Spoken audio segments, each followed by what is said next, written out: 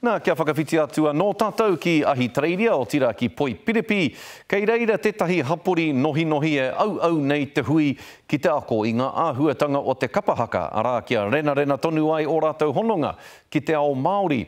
I reira a Hania Douglas i ngā rā tata nei i toro ia i te kapa tamariki o te hapori ki te pātai atu ki a rātou e pēhea ana o rātou whakaaro ki tēnei kaupapa.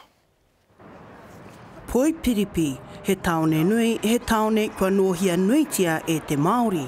Engari, ko te reo Māori me ngā tikanga e tamo ana. Engari, puta ana koe ki te hapori o Cranbourne, pu kauri ana te mura o te ahurea Māori. I timata te kapa nei hei rōpū whakangahau i te tahi kaupapa i te tau 2008. We decided to keep going and there's a huge interest from the community, so we kept it going and 10 years later we're still here.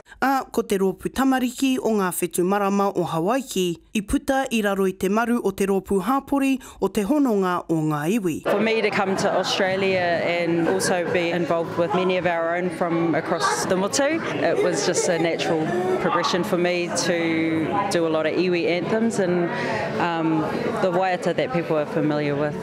E ai ki e tahi heu aua te pupuri ki te ahurea Māori mo te hunga e noho tawhiti ana I te kāinga.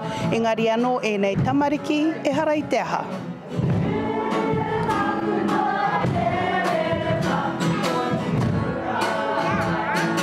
Why do you come to Kapahaka? Learning the culture. It helps us connect with New Zealand and I like learning new songs. From Matahaka. My favourite song, Kampi Oyo. He mea whakaaweawe te kapa nei e ngā waiata o te kohanga reo. Hei tā kai ako Maria Parata Rangiawha, ko te mea nui kia tāne kaha te here o ngā tamariki nei ki tō rātou ao Māori. We work really hard to create those opportunities for our babies, even though we love living here and what this whenua has brought us, we still do work really hard to provide those values from home. E whakatinana ana I te kōrero, e kore ngaro, he kākano I ruia mai I Rangiatea. Hania Douglas, Te Karere.